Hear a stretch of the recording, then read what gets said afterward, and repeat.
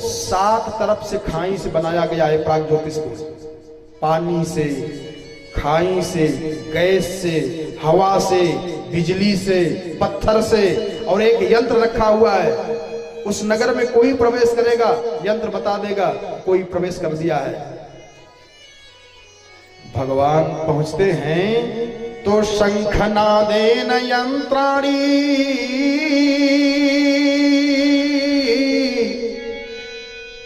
भगवान ने शंख ध्वनि किया। क्या भागवती कथा है, पौराणिक कथा है कि अगर शंख ध्वनि कर दिया जाए तो जितनी दूर तक शंख की आवाज जाती है उतनी दूर तक कल्याण हो जाता है। शम माने कल्याण, ख माने आकाश का बीज मंत्र है।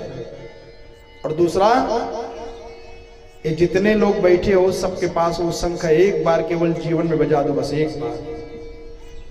एक कवि ने कहा ना कि धन मद बल मद बुद्धि मद हर विद्या मद तक चारों मद चक्रित हुए जब बजा ताल अनह। एक बार प्यारे बजाना है अनाहत ताल को, बस जीवन समझ जाए। भगवान ने शंखनादेन यंत्राणी हृदयानि मनस्विनाम हरिप्राकारम गदया गुरुव्या निर्विभेद गदाधर। भगवान ने शंख ध्वनि किया, पांचजन्य नामक शंख को जो बजाया उसका यंत्र फेल कर गया। और पांचजन्य ध्वनि श्रुत्वा युगांतासन भीषणम, इतना भयानक शंख ध्वनि किया भगवान ने कि प्राग ज्योतिषपुर में जो नरकासुर राजा है उसका यंत्र फेल हो गया। और अंदर जब प्रवेश किए तो मुर नाम का सेनापति है, वो मुर नाम का सेनापति उठ करके आ गया। और त्रिशूलमुद्यम्य सुदुर्निरीक्षणो युगांत सूर्यानल रोचिरुर्बणः ग्रसस्त्रिलोकीमिव पंचभिर्मुखैर्। पांच मुख वाला मुर नामक दैत्य था, लड़ाई हुई और इसके भाइयों के साथ भगवान ने इसका शपथ कर दिए। तब निकला है कौन? नरकासुर, भौमासुर। और भौमासुर जब आया तो भौमासुर को देखते ही देखते भगवान ने अपने सुदर्शन चक्र से वध कर दिया। उसका जब सर अलग गिरा तस्कुंडलम चारु किरीट भूषणम बभौ पृथिव्याम पतितम समुज्ज्वलत्। और हाहेति साध्वी त्रिशयः सुरेश्वरा। चारों तरफ हाहाकार मच गया। बड़ी गूढ़ कथा है।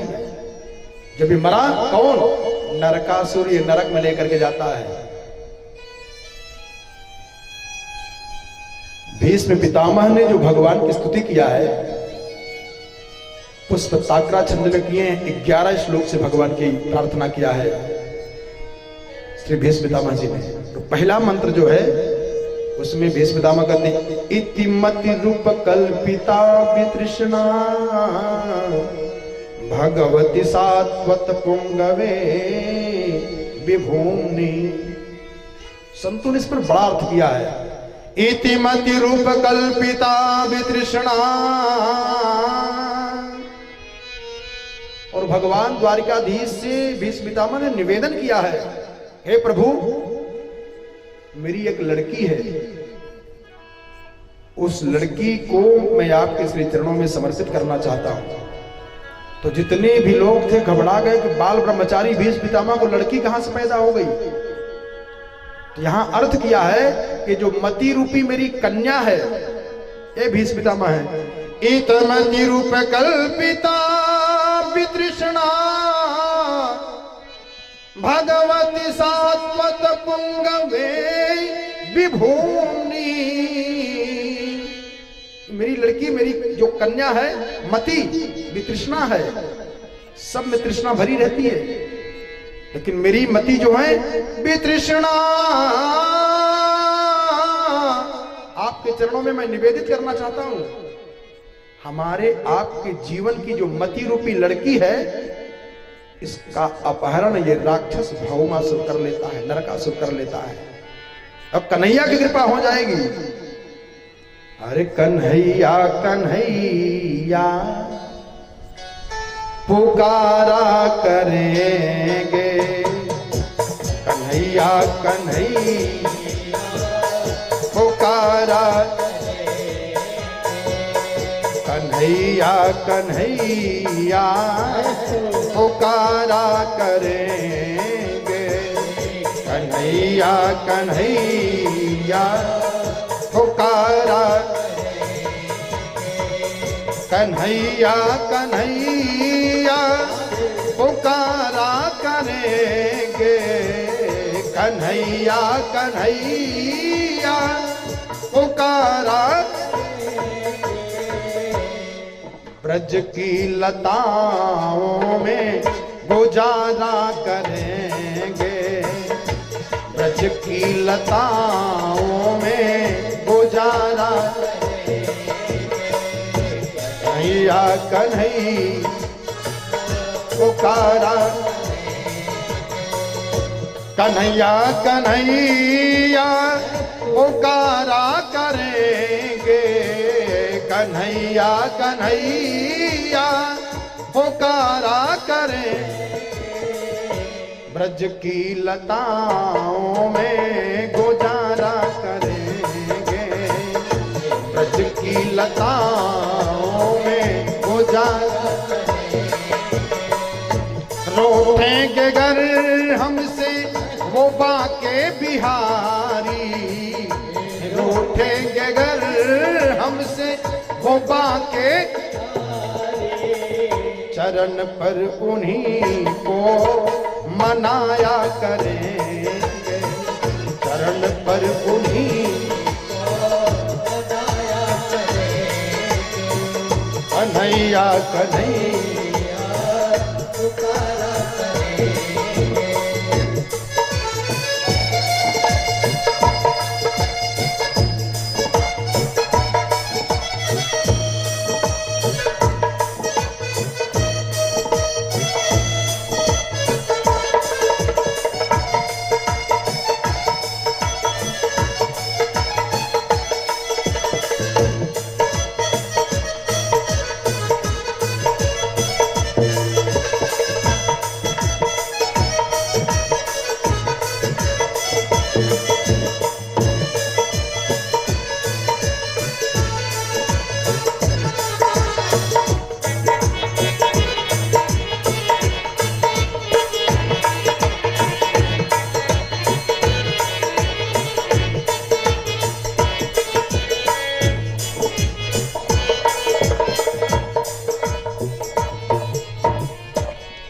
नरकासुर है, ये ध्यान दीजिएगा, ये नरकासुर है।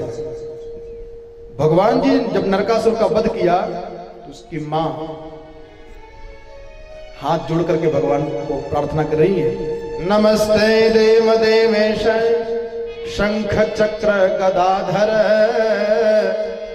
भक्तेच्छो पात्र रूपाय परमात्मन् नमोस्तुते, नमः पंकज नाभाय नमः पंकज मालिने नमः पंकज नेत्राय नमस्ते पंकजांघ्रये। बहुत प्रार्थना की, भगवान शांत हो गए और जब अंदर गए कैद खाने को ताला को तोड़ करके जब अंदर प्रवेश किया तो तम प्रविष्टम स्त्रियो वीक्ष, जय हो द्वारकाधीश भगवान की। संसार में कोई ऐसा नहीं होगा। भगवान जब अंदर प्रवेश करते हैं कैद खाने में तो कहा तम प्रविष्टम स्त्रियो वीक्ष नरवीरम विमोहिता मनसा वव्रिरे भीष्टम पतिम दैवोपसादितम। भगवान को पहली दृष्टि में जब देखा लड़कियों ने तो मन से अपने जीवन को भगवान श्री कृष्ण के चरणों में समर्पित कर दिया और प्रणाम करते समय लड़कियों ने कहा भूयात् पतिरजम मह्यम, हे भगवान शंकर जी, मैया पार्वती, अगर जीवन में मैंने कोई तपस्या की हूं तो उस तपस्या का फल ये हो जाए कि भूयात पतिरयम मह्यम अर्धाता तदनुमोदता इति सर्वाः पृथक् कृष्णे भावेन हृदयं दधो। भगवान ने कहा, देवियों आप अपना पता बताएं, मैं अपने गरुड़ से आपको भिजवा दूं। 16,100 लड़कियों ने कहा, महाराज अब मैं कहीं जाऊंगी नहीं, हमने सुना है कि आपके चरण में जो आ जाता है उसको भटकना नहीं पड़ता, और आपके चरण में आकर के अगर मैं भटक जाऊं ये सही नहीं रहेगा महाराज। तब भगवान ने कहा कि अब मेरे चरणों की दासी नहीं पटरानी बनकर के रहोगी। अब भगवान का विवाह कितना हो गया? 16,108। भगवान ने 16,108 विवाह करके विद्वानों को सिखा दिया, बता दिया कि नारायण है, परात्पर है, ब्रह्म है। इसके बाद भगवान के संतति का वर्णन बताए। भगवान की जितनी पत्नियां हैं सबको 10-10 पुत्र, एक कन्या पैदा हुई। अनिरुद्ध का विवाह माने भगवान की नाती का विवाह बाणासुर की लड़की उषा के साथ में हुआ। 2 विवाह हुआ, उसी में रुक्मी का वध हुआ।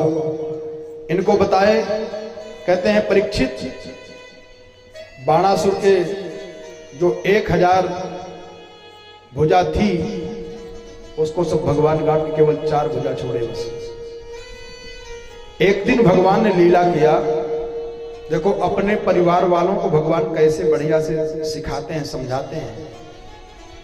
यदुवंशी गए थे जंगल में खेलने और खेल रहे थे तो देखा कि कृकलासम गिरिनिभम वीक्ष विस्मित मानसा तस्य चौद्धरणे यत्नम चक्रुस्ते कृपयान्विता। कुआं में एक गिरगिट गिरा हुआ है, समझने का प्रयास करें। उस गिरगिट को यदुवंशी निकालना चाह रहे हैं, लेकिन गिरगिट निकल नहीं रहा है। तो यदुवंशी जाकर के भगवान से बताए, द्वारिकाधीश से बताए। तो द्वारिकाधीश जब आए तो केवल अपने पीतांबर को कुआं में डाला और जो गिरगिट उस पीतांबर को पकड़ा, बाहर निकला तो दिव्य रूप धारण कर लिया, बहुत सुंदर स्वरूप धारण कर लिया। तो भगवान ने पूछा कि आप हैं कौन? तो जो पुरुष पैदा हुआ है गिरगिट से वो कह रहा है, किन्नृगो नाम नरेंद्रो हम, मेरा नाम राजा नृग है। अरे इक्ष्वाकु तनयः प्रभो तानि स्वाख्याय मानेषु यदि ते कर्णमस्पृशम्। महाराज अगर दानियों का आप लिस्ट देखेंगे तो सबसे पहले मेरा नाम आता है, मैं इतना बड़ा दानी हूं। कहा, अरे आप इतने बड़े दानी होकर के और गिरगिट बन गए। दान करने वाला भगवान की प्राप्ति करता है, उसकी सद्गति हो जाती है। तो उस राजा नृग ने कहा कि यावत्यः सिकता भूमिर यावत्यो दिवितारका। देखो दान करना सीखो, कैसे दान करना चाहिए। कहा, आकाश में जितने तारे दिखाई देते कहीं गिनती हो सकती है, पृथ्वी में कितने कण हैं कदाचित गिनती हो सकती है, बरसात की धारा की बूंद की गिनती हो सकती है, लेकिन मेरे की हुई गऊ का दान की गिनती कोई कर नहीं सकता है। इतना गऊ दान मैंने किया है। तो भगवान ने कहा कि फिर वृद्धा गाय का दान किए हो, जब मरने का समय आ गया कहा बुलाओ महाराज जी को दान कर दे। कहा नहीं महाराज, अरे पयस्विनी तरुणी शील रूप, सुंदर गाय का मैंने दान किया है। और गुणोपन्ना कपिला हे मसृंगी और न्यायार्जिता, मेहनत की कमाई हुई धन का गाय खरीद करके मैंने दान किया है। तो भगवान ने कहा फिर गिरगिट कैसे बन गए? कहा मैंने जीवन में एक जगह हमसे गलती हो गया। कहा कैसे? जरा ध्यान देकर समझना इस प्रसंग को। कहा महाराज मैं अनगिनत गायों का दान किया करता था। एक बार काफी गाय का दान किया, और वो जिस ब्राह्मण को मैंने दान किया था वहां से गाय भाग करके मेरे गौशाला में आ गई, और दूसरे दिन मैंने फिर उसी गाय को दूसरे ब्राह्मण को दान कर दिया। और दूसरे ब्राह्मण को जब गाय का दान कर दिया तो ब्राह्मण जब लेकर के जा रहा था तो रास्ते में पुराना वाला मिल गया। कहा भाई ये तो राजा नृग ने कल हमको दान किया था और आप ले जा रहे हो। तो दूसरा वाला कहा कि आज अभी अभी राजा नृग ने हमको दान किया है। दोनों राजा के पास आ गए। राजा नृग ने कहा कि दोनों ब्राह्मणों में से कोई एक ब्राह्मण मान जाए, संतुष्ट हो जाए, उसके बदले में मैं 1 करोड़ गौ दान करूंगा। लेकिन धन्य है ब्राह्मण देवता। द्वापर के ब्राह्मण दोनों ने कहा महाराज जिंदगी भर भीख ही मांगता रहूंगा, जिंदगी भर दाना ही लेता रहूंगा। आपने दिया, आपने ले लिया, आप जानो। दोनों छोड़ दिए। एक बार श्री कृष्ण भगवान ने अर्जुन से कहा कि आप इतना महाभारत का युद्ध किए हो, कुछ ब्राह्मणों को भोजन करा दो, पुण्य हो जाए। तो ब्राह्मण की जीविका चलाने के लिए 6 प्रकार से शास्त्र में वर्णन है। क्या? यज्ञ करें, यज्ञ कराएं, विद्या पढ़ें, विद्या पढ़ाएं, दान लें, दान दें। ये 6 प्रक्रिया है। इसके बाद अगर इन 6 से जीविका नहीं चल पा रही है तो ब्राह्मण का कर्तव्य है कि जब किसान खेत से अपना अनाज ले आवे तो जो दाना गिर जाता है खेत का दाना बिन करके अपनी जीविका चलाए। निकृष्ट क्रिया है, सबसे निंदनीय क्रिया है भीख मांगना। भीख नहीं मांगना चाहिए। अगर किसी भी साधन से जीविका नहीं चल पा रही है, मजबूरी है, तब भीख मांग ले। लेकिन जब फिर जीविका चलने लगे तो भीख मांगना बंद कर देना चाहिए। तो एक अनपढ़ ब्राह्मण किसान के खेत से फसल कट गई है, दाना बिन रहा है। अर्जुन ने भगवान श्री कृष्ण से कहा महाराज उस ब्राह्मण को निमंत्रण दे दूं? हाँ दे दो। गए अर्जुन ने कहा महाराज आपका निमंत्रण है, हमारे यहाँ कल भोजन करिए। और ब्राह्मण खड़ा होकर के रोने लगा। जब ब्राह्मण रोने लगा तो भगवान श्री कृष्ण की आंख में आंसू आ गया। भगवान रोने लगे, अर्जुन रोने लगे। तो जब अर्जुन रोने लगे तब अर्जुन को भगवान ने पूछा आप क्यों रो रहे हो? तो अर्जुन ने कहा महाराज आप क्यों रो रहे हो? तो अर्जुन से भगवान ने कहा कि वो ब्राह्मण देवता रो रहे हैं इसलिए मैं रो रहा हूं। तो अर्जुन और कृष्ण भगवान ने ब्राह्मण से पूछा कि महाराज आप रो क्यों रहे हैं? कहा महाराज मैं अनपढ़ हूं और आज अर्जुन हमको इसीलिए निमंत्रण दे रहे हैं। इतना इन्होंने पाप किया, इनके यहां मैं भोजन करूंगा। तो अर्जुन ने भगवान से पूछा कि आप क्यों रो रहे हो? भगवान ने कहा कि द्वापर का ब्राह्मण निमंत्रण पाने पर रो रहा है। इसके बाद कलयुग आएगा, वो निमंत्रण न पाने पर रोएगा, हमारा निमंत्रण नहीं दिए इसलिए मैं रो रहा हूं। यहां पर देखो जरा ब्राह्मणों का एक बड़ी विवादित चौपाई है, सुना दूं आपको। अर्थ करना सीख लो, नहीं तो ऊट पटांग लोग अर्थ करके भटक जा रहे हैं। अरे ढोल गंवार शूद्र पर सुनारी सकल ताड़ना के अधिकारी। ढोल गंवार शूद्र पर सुनारी सकल ताड़ना के अधिकारी। ढोल गंवार शूद्र पर सुनारी सकल ताड़ना के अधिकारी।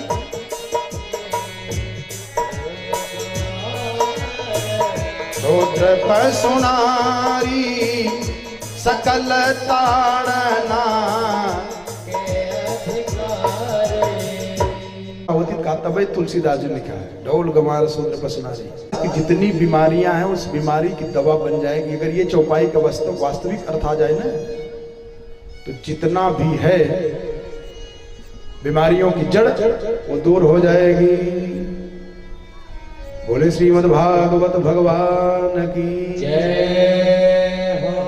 हर जय जय राम कथा, जय श्री कृष्ण कथा, जय जय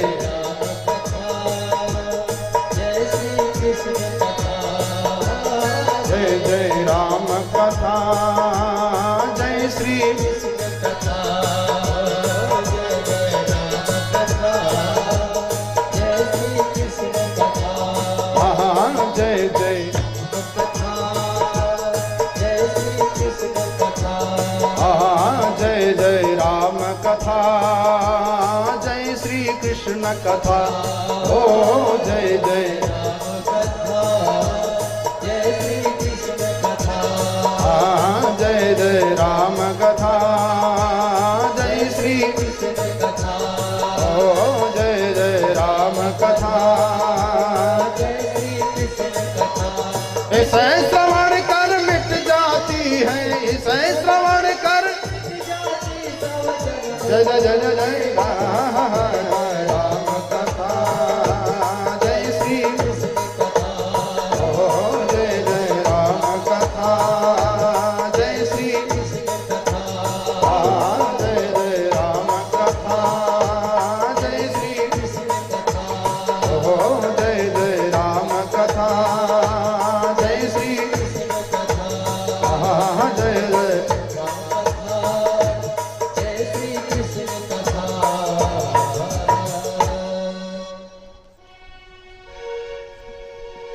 श्री सुखदेव जी महाराज ने कहा, परीक्षित, राजा नृग के माध्यम से यदुवंशियों को समझाने का प्रयास किया श्री द्वारिकाधीश जी महाराज ने।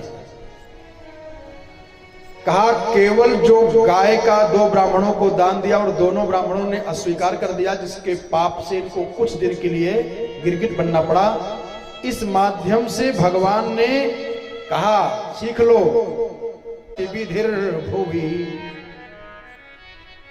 ब्राह्मण के अपमान का विष मैं नहीं पान कर पाता हूं। इनके कोपन हर को रखवारा, भगवान ने कहा यही शिक्षा देने के लिए, ध्यान दीजिएगा, बहुत ध्यान समझना, इसी शिक्षा को देने के लिए ही भगवान ने ये लीला कराया कि अगर आप इनसे बच के रहोगे, ब्राह्मणों से बच के रहोगे, तो कभी विनाश नहीं होने पाएगा। हे नस्ती विसमत्तारम मन्निरद्भि प्रशाम्यति और कुलम समूलम दहती। भगवान कह रहे हैं अगर विषपान कोई करता है तो जो विष पिएगा वही मरेगा, सब नहीं मर जाएंगे। देखो विष और विषय में इतना अंतर है, विष जब पियोगे तब मरोगे और विषय को सोचोगे देखोगे तब भी मर जाओगे। लेकिन अगर ब्राह्मणों का अपमान कर दिया तो कहा कुलम समूलम दहती, पूरे कुल खानदान के साथ विनाश हो जाएगा। भगवान ने शिक्षा दिया यदुवंशियों को। इसके बाद बलराम जी गए और बलराम जी जब जाकर के देखे, ध्यान देना, ये भागवत जी कथा है। बलराम जी गए ब्रज में और देखा कि सूत जी महाराज उच्चासन पर बैठ करके प्रवचन सुना रहे थे। बलराम जी को क्रोध आ गया, कहा इन ब्रह्मर्षियों के मध्य में उच्चासन पर बैठ करके तुम प्रवचन कर रहे हो, और मार दिया। सूत जी की मृत्यु हो गई। फिर बताया लोगों ने, करे महाराज इनमें ब्राह्मण का भी अंश है, तब इनको पुनः जिलाए। एक ढोंगी राजा थे पौंड्रक, जो पौंड्रक ने कृष्ण भगवान का नकल किया, कहा मैं कृष्ण हूं, फिर भगवान ने उसका उद्धार किया। द्विविद नाम का उनका मित्र आया, उस द्विविद का भी भगवान ने उद्धार करा दिया। सांब के विवाह में कौरवों के ऊपर क्रोध किया भगवान ने, कौरवों को क्रोध करके जमुना जी को खींच दिया बलराम भैया ने। और देवर्षि नारद को पता चला भगवान का इतना लंबा चौड़ा परिवार हो गया है। 3,88,00,000 अध्यापक थे केवल भगवान के बच्चों को पढ़ाने के लिए, इतना लंबा परिवार। नारद जी घबरा गए। नारद बाबा ने सोचा कि हमने एक विवाह करने का मन बनाया तो भगवान ने हमारी हंसी कराई और ये स्वयं इतना विवाह कर लिए हैं। ध्यान देना, नारद जी के मन में ये भ्रम आ गया और नारद जी के इस भ्रम के माध्यम से आप लोगों को कुछ भ्रम को मिटाने का हम प्रयास कर रहे हैं। भगवान के जो 16,108 विवाह हैं, ये हैं क्या? एक बात तो ये जान लो कि विवाह का अर्थ होता है, मूल रूप से वाह शब्द है और वाह शब्द में वी उपसर्ग लगा हुआ है। विशेष रूप से पूरी दुनिया में ऐसा कोई देवता अभी तक धरती पर अवतार ही नहीं लिया था जिसने 16,108 अघटित घटना पट्टी ऐसी कर दिए हो। ये 16,108 ऐसा क्रिया कर दिए कि जिसको कोई कर नहीं सकता है। देखो, अतिशयोक्त नहीं होगा, भगवान राम ने रावण आदि की सेना को अपने हाथ से वध किया है, मारे हैं, लेकिन ये 23 अक्षौहिणी सेना को 17 बार ऐसे मार दिया है कि अस्त्र भी नहीं उठाए और सारी सेना समाप्त हो गई। महाभारत के युद्ध में अर्जुन को विजयी भी बनवा दिए और अस्त्र उठाया भी नहीं इन्होंने। ऐसे ऐसे 16,108 क्रिया भगवान श्री कृष्ण ने किया है जो तीनों लोक में, पूरे ब्रह्मांड में कोई कर नहीं सकता है। दूसरा इसका अर्थ क्या है, थोड़ा और समझ लें। भगवान अपने भक्तों को उसी की भाषा में समझा देते हैं। जिस भाषा में भक्त समझना चाहता है उसी भाषा में भगवान अपने रहस्य को समझा देते हैं। नारद जी के मन में भ्रम हुआ कि भगवान इतना विवाह कर लिए है क्या ये? मैं एक विवाह करने के लिए दौड़ा और इनसे कहा कि अपना रूप दे दीजिए, तो बंदर का रूप बना करके मेरी हंसी कराई। और जब मैंने इनके पास जाकर के कहा तो कहा कि तिनकर सदा करऊ रखवारी, जिम बालक राखई महतारी। गृहस्थ आश्रम में आप फंस जाते नारद जी, इसलिए मैंने आपको बचा लिया। हमको बचा करके स्वयं उसी में चले गए। तो नारद जी भगवान की गृहचर्या देखने के लिए स्वर्ग से धरती पर आए। भगवान ने आज नारद जी की बुद्धि को खोल रहे हैं। अपने हर महल का, द्वारिकापुरी के जो 16,108 राजमहल है, उन हर राजमहल की खिड़की को थोड़ा थोड़ा द्वारिकाधीश ने खोलवा दिया है। तो नारद जी ने एक में झांका, देखे तो भगवान की एक पत्नी भगवान के पैर को दबा रही है। तो नारद जी ने सोचा कि यही तो हम भी चाह रहे थे, महाराज हमको करने नहीं दिया। दूसरे महल में जाकर के देखा तो पत्नी सामान निकालने के लिए लाना है, वो लाना, ये करना है, वो करना है, लिख रहे हैं। तो नारद जी को कुछ संतोष हुआ कि सुखई में दुख हुए ना, फंसी होते थे सामान ढोने, क्या जरूरत थी इनको। फिर तीसरे वाले महल में गए, देखे तो पति पत्नी में वाकयुद्ध हो रहा है। वो उनको डांट नहीं है, वो उनको डांट रहे हैं। भगवान कहा आप जानती नहीं हो हमको। भगवान की पत्नी कहा चुप रहिए, मैं खूब जानती हूं, दूसरे से बताना। नारद जी सोचे बताओ, इनके सामने बड़े बड़े महात्मा चरणों में लेटे रहते, एक पत्नी डांट रही, कैसे सुन रहे हैं। और वाले में गए देखे तो बच्चों को बैठा के भगवान पढ़ा रहे हैं। नारद जी सोचे अपने मन में कि फंस गए, बहुत बुरा फंस गए, कैसे इनको उबारूं इस विपत्ति से। ऐसे राजमहल में जाकर के स्त्रियों को, भगवान को देखते देखते देखते देखते देखते देखते नारद जी का ज्ञान दब गया, अज्ञान बढ़ गया। इसलिए प्यारे, हमेशा सत्संग की तलवार लेकर के चलना चाहिए। कब अज्ञान का वृक्ष छाले, इसलिए उसको काट देना है। आज नारद जी का जो अज्ञान वाला वृक्ष है वो घेर लिया इनको, नारद जी भूल गए। और महल में जाकर के देखे तो बड़ी सुंदर स्त्री सज धज करके तैयार है, 16 श्रृंगार की हुई है। नारद जी ने कहा देवी जी आप अपना परिचय बताएंगी। उस स्त्री ने कहा कहा महाराज, मैं द्वारिकाधीश की अर्धांगिनी हूँ।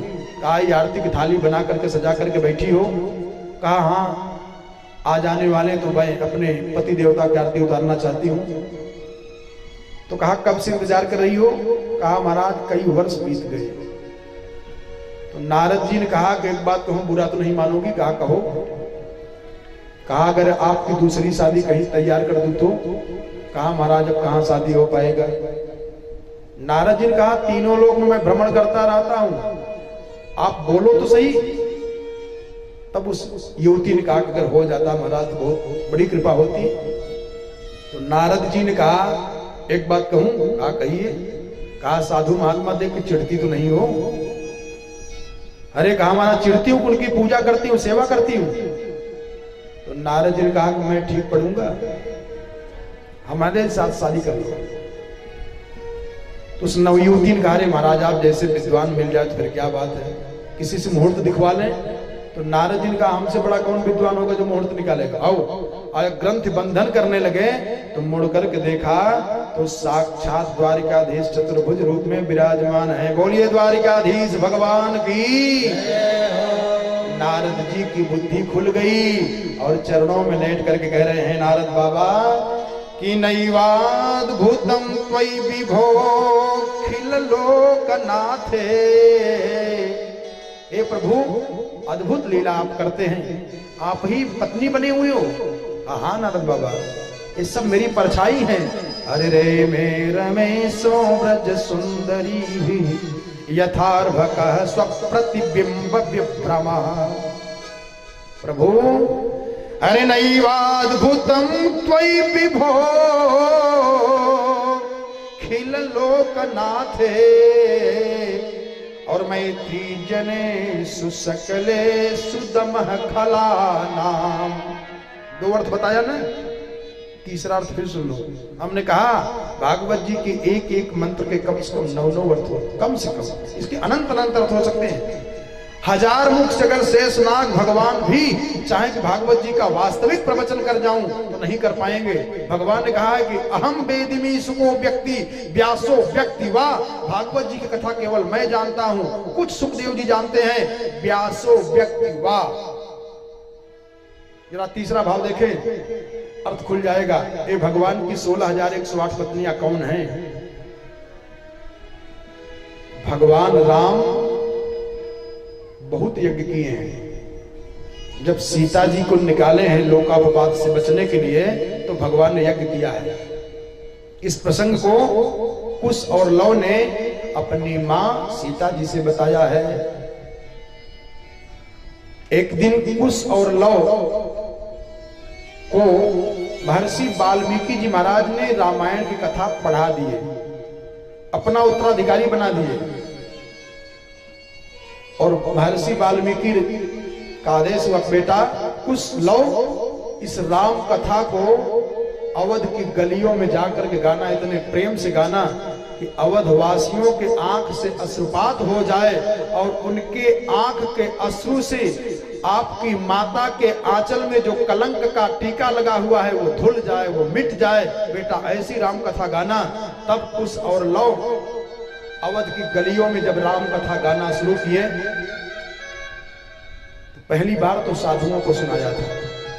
और साधु लोगों ने जो जो जिसके पास था सब चढ़ा दिया उस लोग को।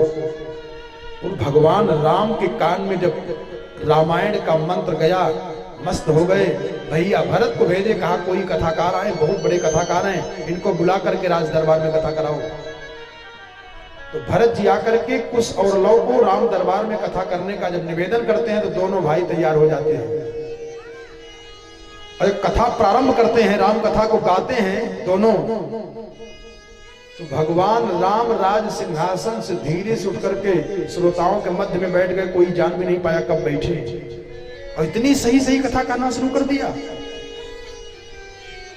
भरत जी, लक्ष्मण, शत्रुघ्न ये सोच रहे हैं कि जिस घटना को हम लोग नहीं जान पा रहे हैं उस घटना को भी ये कुछ लोग कथा में बता दे रहे हैं। तो परिक्रमा होता है ना मंडप का, यज्ञ मंडप का। तो भगवान राम के दाहिने तरफ स्वर्ण की सीता बनाई गई थी।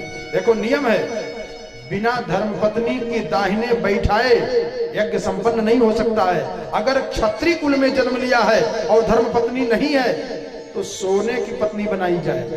तो भगवान राम के दाहिने तरफ सोने की सीता बनाई गई है, ग्रंथि बंधन हुआ है, प्राण प्रतिष्ठा हुई है।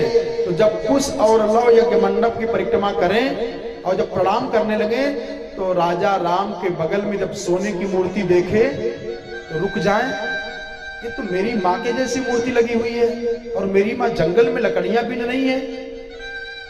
तो जो और पीछे पीछे लोग परिक्रमा करने वाले थे वो कहा महाराज जी चले परिक्रमा करें। तो फिर कुछ लोग परिक्रमा करने लगे यज्ञ मंडप का, और जब फिर प्रणाम करें देखें भगवान के बगल में मूर्ति तो सोचते थे करिए ये तो मेरी माँ की मूर्ति है। तो राम दरबार में कथा कह करके जब कुछ लोग आवे जंगल में तो अपनी माता को रोज बताया करते थे कि आज ये प्रसंग सुनाया, आज ये प्रसंग सुनाया। माता जानकी बड़े प्रेम से सुना करती थी। आज कुछ लोग जब लौट करके आए, कहा माँ आज तो मैंने बड़ा आश्चर्य की घटना देखी। जानकी जी ने कहा बेटा क्या देखा? कहा माँ जब मैं कथा कह करके यज्ञ मंडप की परिक्रमा करने के लिए चला तो अवध नरेश चक्रवर्ती सम्राट राजा राम के दाहिने तरफ जो सोने की मूर्ति रखी थी वो आपसे मिलती जुलती थी, आपकी मूर्ति लग रही थी। अब तो सीता माता के आंख से झरझर झरझर आंसू की धार बहने लगी। कुछ लोग बता रहे हैं, सर नीचे करके माता जी की तरफ देख नहीं रहे, बताते गए कि मैं ये प्रसंग सुनाया, मैं कई बार रुका माता जी, और वो मूर्ति आग के समान ही दिखाई दे रही थी। जब ऊपर देखा तो माता जी का पूरा शरीर भीग गया है आग के आंसू से। कुछ लोग कांप गए, माता जी रो रही हैं। मां आप रो रही हो? जानकी जी ने कहा बेटा लोकापवाद से बचने के लिए भगवान राम ने अयोध्या के राज्य सिंहासन से हमको हटा दिया है, लेकिन उनके हृदय के सिंहासन पर आज भी मैं विराजमान हूं। और जब ऐसा कहा तब कुछ और लोग जोर जोर से रोने लगे। और वही जो 16,108 सोने की मूर्तियां जिनमें ब्राह्मणों ने मंत्र के द्वारा उसमें जान भर दिया था, जब उनको प्रवाहित करने लगे तो आवाज आ गई कि प्रभु हमको कहां छोड़ रहे हो? एक सीता को छोड़ने पर यह दशा हो गई, हम सबको आप प्रवाहित करते रहे हो। तब भगवान ने कहा कि देखो इस बार मेरा मर्यादा पुरुषोत्तम का अवतार हुआ है, जो अगला अवतार मेरा होगा उसमें सब आप हमारी पत्नी बनेगी। वही भगवान की 16,108 पत्नियां हैं। और ये श्री द्वारिकाधीश भगवान की जय हो। इनके और भी कई कारण हैं, बहुत कारण हैं, अभी फिर बताएंगे, आपको और बढ़ा करके बताएंगे। कहते हैं इसके बाद एक दिन भगवान सुधर्बा नाम की सभा में बैठे थे। नारद जी आए। नारद जी ने द्वारपालों से कहा कि जाकर के भगवान से बता दो, द्वारिकाधीश से बता दो मैं मिलना चाहता हूं। तब तक राजा जरासंध के यहां से एक दूत आया। उसने कहा कि मैं भगवान से दर्शन करना चाहता हूं। बहुत एकाग्रता समझना इस प्रसंग को, आपको क्रिया का ज्ञान हो जाएगा, क्या करना चाहिए क्या नहीं करना चाहिए। जरासंध के कैद खाने से एक दूत आया। सुधर्मा नाम की सभा में भगवान विराजमान हैं। जब दूत को अंदर प्रवेश कराया गया तो दूत ने जाकर के जय जय हो द्वारिकाधीश भगवान की जय जयकार हो। भगवान ने कहा बताओ। कहा हे प्रभु जब से आप रणछोड़ बनकर के जरासंध को भाग गए हैं तब से जरासंध इतना दुष्ट हो गया कि राजाओं को जीत करके और 20,800 राजाओं को पकड़ करके जेल में डाल दिया है। और राजाओं ने पत्र दिया है प्रभु उनको छुड़ा लीजिए। और राजाओं ने एक मंत्र जपा था। इस मंत्र को लगभग आप लोग जानते हैं, लेकिन पुनः बोल दे रहा हूं, उसको सुन लो। कोई कितनी भी बड़ी विपत्ति में हो, इस मंत्र का एक माला रोज जप करे, 45 दिन में मामला सामने आने लगेगा। यही मंत्र जरासंध के कैद खाने में 20,800 राजाओं ने जपा था। कौन सा मंत्र है वो? कृष्णाय वासुदेवाय हरये परमात्मने प्रणतक्लेशनाशाय गोविंदाय नमो नमः। ये महामंत्र है। इसमें 5 बार भगवान का नाम आया है। कृष्णाय वासुदेवाय हरये परमात्मने प्रणत क्लेशनाशाय गोविंदाय नमो नमः। थोड़ा एकाग्रता से समझ लें, अपनी क्रिया को ठीक करने प्यारे। क्रिया ठीक हो जाएगी, सब कुछ ठीक हो जाएगा। क्रिया बिगड़ गई तो सब कुछ बिगड़ जाएगा। ध्यान दें, सुधर्मा नाम की सभा में जाकर के जरासंध की जेल से दूत ने कहा कि महाराज 20,800 राजाओं को दुष्ट जरासंध ने कैद में डाल दिया है। और इधर देवर्षि नारद ने आकर के कहा, प्रभु आपके ममेरे भाई चक्रवर्ती सम्राट राजा युधिष्ठिर एक राजसूय यज्ञ करना चाहते हैं और आपको निमंत्रण दिए हुए हैं। अब बताओ भगवान को कहां जाना चाहिए, राजाओं को छुड़ाने के लिए जाएं कि यज्ञ में जाएं? सीख लो प्यारे, सीख लो। और अगर यही बात सीख में आ जाएगी आप सफल हो जाएंगे, नहीं तो असफल हो जाएंगे। कभी कभी ऐसा कुछ जरूरी काम दोनों सामने आ जाता है, क्या करें? और वही निर्णय लेने में हम लोग फेल हो जाते हैं। जिस निर्णय को नहीं समझ पाए, जब फेल हो गए तो जीवन की घटना भी बिगड़ जाती है और हमेशा हमेशा के लिए वो फेल हो जाता है। ध्यान देना प्यारे, भगवान ने उद्धव जी की परीक्षा लेना चाहे। उद्धव जी देवगुरु बृहस्पति से पढ़ करके आए हैं, जरा उद्धव जी की परीक्षा ले लो कि उद्धव जी को कितना ज्ञान है। उद्धव जी ने उद्धव जी से पूछा भगवान द्वारिकाधीश ने कि त्वम ही न परमं चक्षुः सुरहिन मंत्रार्थ तत्ववीद। हे उद्धव जी आप बताएं हम कहां जाऊं,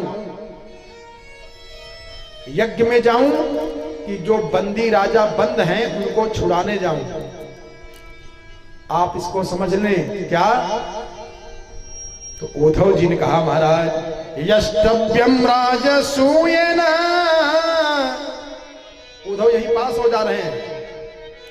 भगवान ने परीक्षा लिया कि मेरे भक्त तो हैं और ये बृहस्पति जी से पढ़ाई करके आए हैं, इनका ज्ञान सही है कि नहीं सही है, इसलिए इस प्रश्न को पूछ करके उद्धव जी की परीक्षा ले लिया। कहा कि मैं कहां जाऊं, यज्ञ में जाऊं कि राजाओं को छुड़ाने के लिए जाऊं? तो उद्धव जी ने भगवान से कह दिया यष्टव्यम, जय हो, अरे यष्टव्यम राजसूयेन दिक्चक्र जैना विभो और अतो जरासुत जय उभयार तो मतु मम। मेरे मत में ये आ रहा है आप यज्ञ में जाएं, यज्ञ जब सफल हो जाएगा तो चारों दिशाओं में सारी ओर अपने आप सफलता प्राप्त हो जाएगी। ये मूल है। जब आप यज्ञ करेंगे, यज्ञ सफल हो जाएगा तो आपकी हर क्रिया अपने आप सफल हो जाएगी। यही सत गोस्वामी जी ने कहा ना कि तुलसी मूल ही सींचिए एक साधे सब सधई, सब साधे सब जाई। अरे तुलसी मूल ही सींचिए फूल ही फल ही आघाई।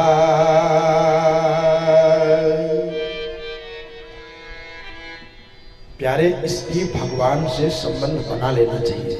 यज्ञ में कहे भगवान को कि जाइए महाराज यज्ञ में जाइए।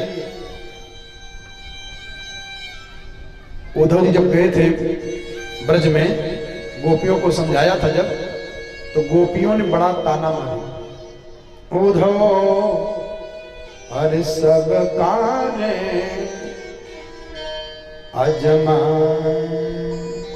एक ने तो भगवान से ईर्ष्या कर लिया, लेकिन बड़ा बढ़िया कवि ने लिखा है, जरा सुन लें। उसने कहा कि अगर कन्हैया से प्रेम हो जाए तो बड़ा दुख भोगना पड़ता ने कहा ना कि जो मैं ऐसा जानती कि प्रीति की है दुख होए तो नगर ढिढोरा पीटती कि प्रीति न करी हो। एक ने अपने हृदय को पत्थर बना लिया और भगवान से दूरी बना लिया, लेकिन एक दिन भगवान की ऐसी अघटित घटना आ गई, उसने भी भगवान से प्रेम कर दिया। और कहा, बड़ा सुंदर कहा है, एक कवि ने लिखा है कि हे मुरलीधर, बहुत एकाग्रता समझना, शब्दों पर ध्यान दीजिएगा। कई अध्यापक विराजमान है इसलिए बता रहा हूं, शब्दों पर ध्यान देना। हे मुरलीधर छलिया मोहन, हे मुरलीधर अरे छलिया मोहन, हम भी तुमको दिल दे बैठे हैं। मुरलीधर छलिया मोहन, हम भी तुमको दिल कम पहले से तो कम ना थे, कम पहले से तो कम ना, एक और मुसीबत ले बैठे। कम पहले से तो कम ना थे, एक और मुसीबत ले बैठे। मुरलीधर या मोहन, हम भी तुमको दिल दे बैठे।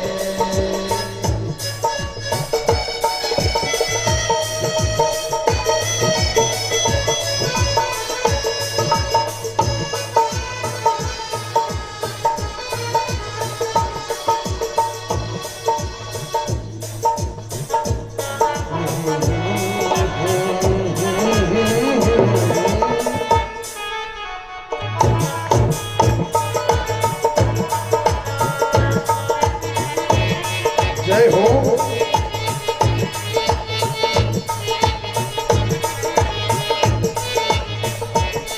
दिल कहता है तुम सुंदर हो, दिल कहता है तुम सुंदर हो, आंखें कहती कि दिखलाओ, आंखें कहती कि दिखलाओ। प्यारे तुम आकर के, तुम आकर के मिलते ही नहीं, तुम आकर के मिलते ही नहीं। कैसे मैं कहूँ कि ये बैठे हैं, तुम आकर के मिलते ही नहीं। मैं कैसे कहूँ कि ये बैठे हैं।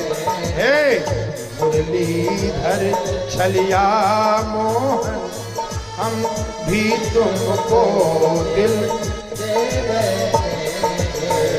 मुरलीधर छलिया मोहन, हम भी तुमको दिल दे बैठे। जरा भाव में आए, शब्दों पर विशेष ध्यान दीजिएगा।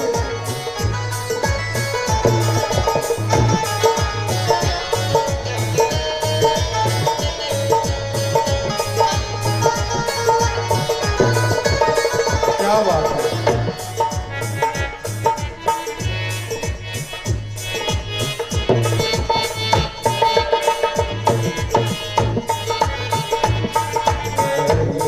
मुरलीधर छलिया मोहन, हम भी तुमको दिल दे।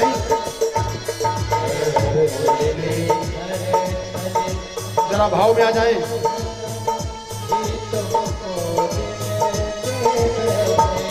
महिमा सुनकर हैरान है हम, महिमा सुनकर हैरान है।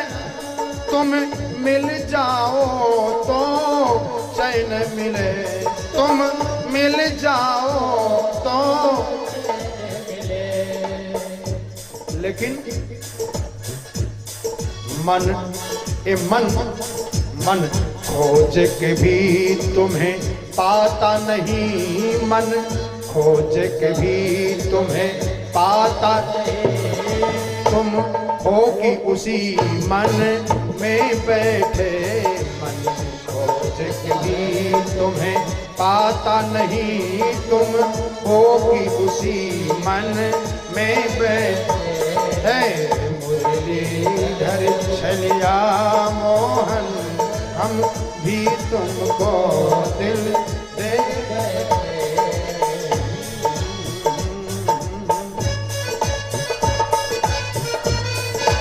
अंतिम पद है, ध्यान देना।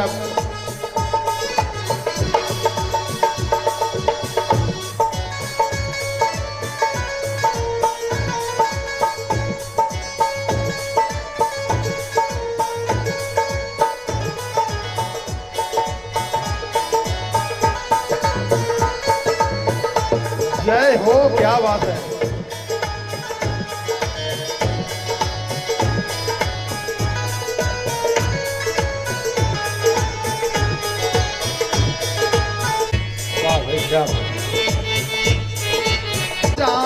राम तुम्ही राजेश्वर, राम तुम्ही प्रभु योगेश्वर, घन श्याम धनुर्धारी बने। क्या क्या रूप बनाते हैं? धनुर्धारी बने, कभी मुरली बजा, धनुर्धारी बने कभी मुरली बजा, वृंदावन निर्जन में बैठे हैं मुरलीधर छलिया मोहन हम भी तुमको दिल दे।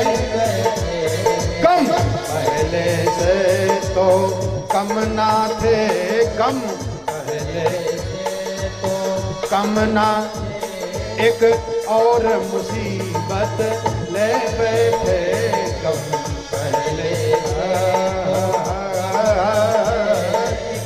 और मुसीबत ले बैठे मुरलीधर छलिया मोहन भी तुमको दे बैठे। भगवान यज्ञ में आए।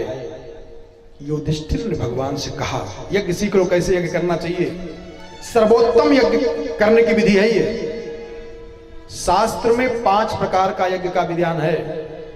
सात्विक, राजसिक, तामसिक, मानसिक। ये यज्ञ जो है बहुत बहुत अच्छी यज्ञ होती है ये। क्या? धर्मराज युधिष्ठिर ने भगवान से कहा कि क्रतुराजे न गोविंद, मैं यज्ञ क्यों कर रहा हूं? ऐसा यज्ञ अगर कोई करता है उसको अपने आप सफलता मिल जाती है। जैसे ध्यान देना, उद्धव जी ने भगवान से कहा कि आप यज्ञ में जाएं, और जब यज्ञ संपन्न हो जाएगा, यज्ञ सफल हो जाएगी, तो अपने आप सारा काम सिद्ध हो जाएगा। जरासंध के कैद खाने से अपने आप सब कैदी छूट जाएंगे, छुड़ाना नहीं पड़ेगा। भगवान जान गए कि उद्धव जी विद्वान हो गए, पक्का हो गए। जैसे किसान खेत को जोतता है, उसकी घास को निकालता है, पानी डालता है, खाद डालता है, और गेहूं का बीजारोपण किया, गेहूं बोया, तो आपकी मनोकामना अपने आप पूर्ण हो जाएगी। कैसे? जैसे धर्मराज युधिष्ठिर ने किया। एक बार यज्ञ किए थे, 13 वर्ष का वनवास इनको भोगना पड़ा था, यज्ञ की क्रिया बिगाड़ दिए थे। उसी यज्ञ के 21 महीना के बाद इनको 12 वर्ष का वनवास, 1 वर्ष का अज्ञातवास, फिर क्या क्या दुर्दशा हुई। लेकिन अब की बार जो यज्ञ कर रहे हैं, इसमें सीख गए, यज्ञ करने की विधि जान गए। क्या किए? कहा क्रतुराजे न गोविंद राजसूये न पावनी, मैं राजसूय यज्ञ कर रहा हूं प्रभु। क्यों? क्योंकि अक्षे विभूतिर्भवतस् तत्संपादयनः प्रभो, आपकी महिमा बढ़ाने के लिए, आपकी महिमा का विस्तार संसार में हो जाए, इस निमित्त मैं यज्ञ कर रहा हूं। आपकी महिमा को लोग जान जाएं, सबका कल्याण हो जाएगा। भगवान मुस्कुरा दिए। कहा त्वत्पादुके अविरतम परिये चरंती, ध्यायंत्र भद्रनशने शुचयो गृणन्ति, अरिविन्दन्ति ते कमलनाभवापवर्गम्, आशा सते यदित आशिष ईसनान्ये, प्रभु आपके चरणों का प्रताप सबको मालूम हो जाए, आपके चरणों के प्रताप की महिमा सबको मालूम हो जाए, इसलिए मैं यज्ञ कर रहा हूं। भगवान प्रसन्न, ऐसा यज्ञ भगवान की प्रसन्नता के लिए यज्ञ करना चाहिए, जिसमें भगवान खुश हो जाए। और जब भगवान प्रसन्न हो जाएंगे अपने आप सारा काम बन जाएगा। और लोग अपना स्वार्थ साधने के लिए यज्ञ करना शुरू कर देते हैं, इससे बिगड़ जाता है सब कुछ। यज्ञ जब होने लगा ये हुआ कि सबसे पूज्य कौन बने, एक स्वर से सब लोगों ने कहा कि द्वारिकाधीश सबसे बड़े बने, इन्हीं की पूजा होगी। तब तक इनकी बुआ के लड़के शिशुपाल खड़े हो गए। अरे कहा ना, ए यदुवंशी, इतने बड़े बड़े विद्वान, इतने बड़े बड़े कुलीन सब आए हुए हैं और ये यदुवंशी पूज्य होगा ना? गोपियों के साथ में नृत्य करने वाला इसका पूज्य होगा पहले, सबसे पहले ना? ऐसा नहीं होगा। भीम भैया खड़े हुए गदा लेकर के, भगवान ने इशारा किया बैठ जाओ। युधिष्ठिर से कहा कि आप इसकी गलतियों को लिखते चलें। क्यों? क्योंकि जब शिशुपाल पैदा हुए थे तो इनको 3 हाथ 3 पैर 3 आंख थी। आकाशवाणी हुई कि अधिक अंग जिसकी गोद में जाने से गिर जाएगा उसी के हाथ से इसकी मृत्यु होगी।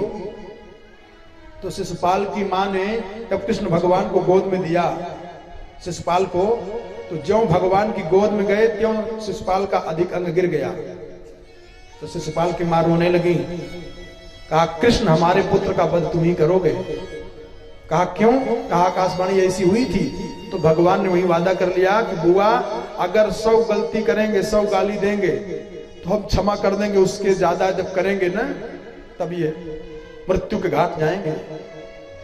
आज भगवान ने एक लीला किया, ध्यान देना, बहुत ध्यान दे, समझना। इस यज्ञ में भगवान लीला करते हैं, कौन अपना है, किसको कल्याण करना है। धर्मराज युधिष्ठिर गलती लिखना शुरू किए, गाली लिखना शुरू किए। जब 100 गाली पूरी हुई भगवान श्री कृष्ण ने सुदर्शन चक्र से मारा और शिशुपाल का सर धड़ से अलग से हो गया। और जब सुदर्शन चक्र लौटा है तो जानबूझ करके भगवान ने उंगली ऊपर उठा दिया और सुदर्शन चक्र से चोट लग गई। भगवान की अंगुली में खून आ गया।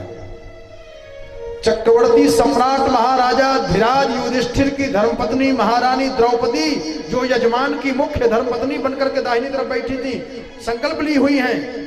और जब देखा कि कन्हैया की अंगुली में चोट लग गई है तो सब दौड़ रहे हैं, कोई कुछ लाने के लिए दौड़ रहा है, कोई कुछ दौड़ रहा है। लेकिन ऐसे अनमोल कीमती साड़ी को, उस आंचल को फाड़ दिया।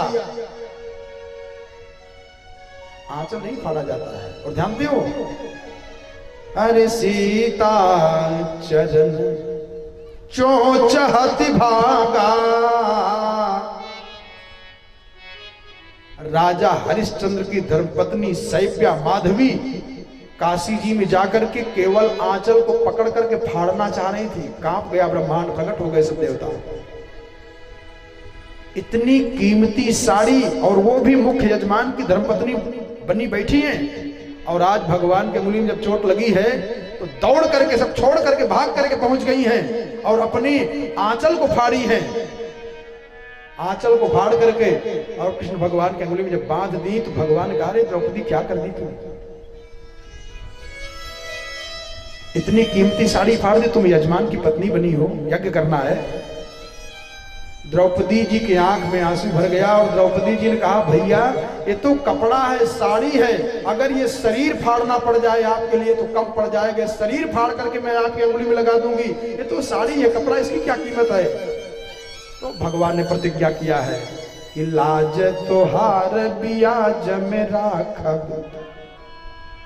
भगवान किसी से कुछ लेते हैं तो उसके ऊपर कुछ कृपा करने वाले रहते हैं, तब करते हैं।